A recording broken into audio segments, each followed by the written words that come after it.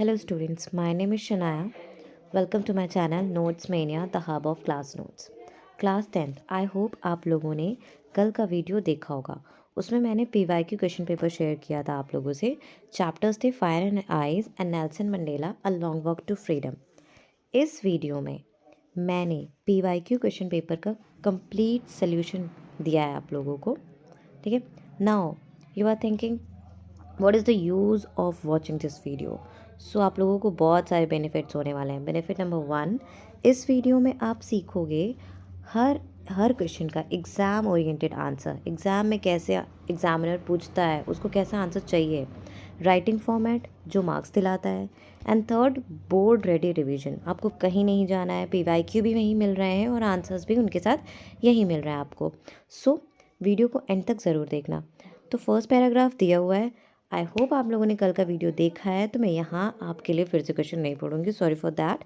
First question का हम answer देखेंगे। A society that dash was born out of human disaster. So इसका option A correct हो जाएगा, all humanity would be proud of. तो आप देख सकते हैं पैराग्राफ की थर्ड लाइन से, a society of which all humanity will be proud, ये आपका आंसर हो जाएगा।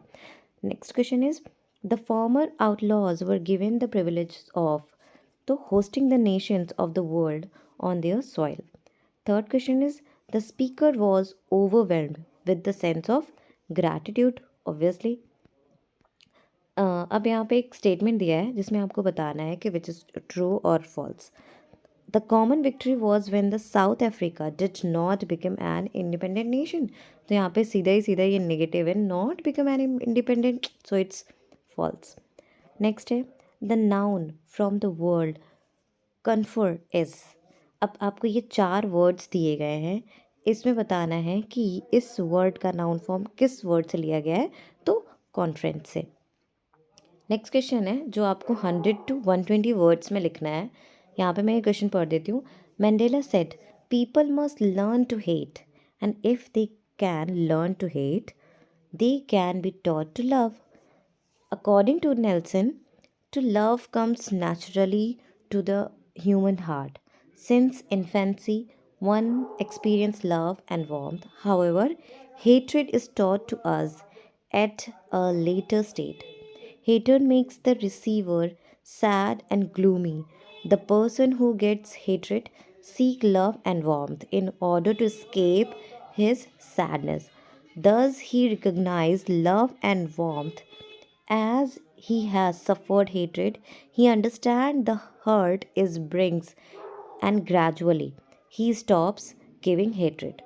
Thus, slowly, the entire society gives up hatred and embraces love.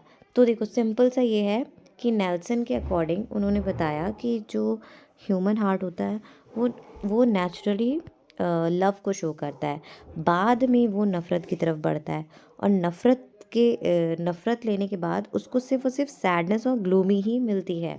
लेकिन फिर आगे चल के बताया उन्होंने कि नफ़रत से दूर होने के लिए वो क्या करते हैं, प्यार की तलाश करते हैं।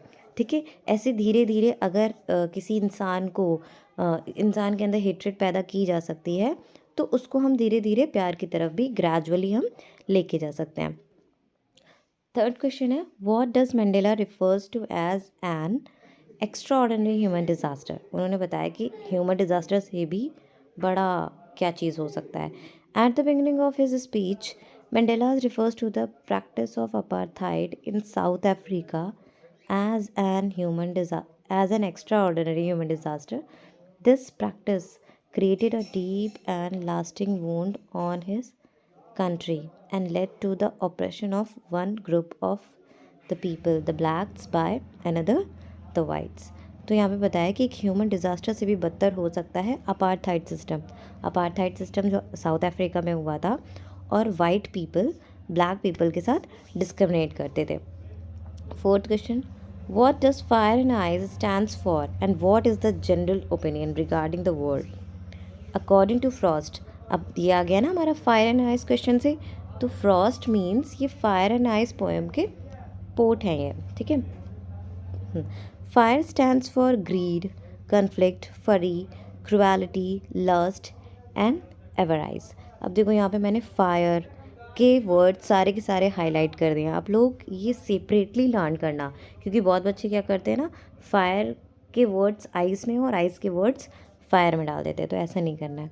आई stands for insensitivity, coldness, intolerance, indifferent, rigidity and hatred. Fifth question is, ये पोम का स्टैंजा है।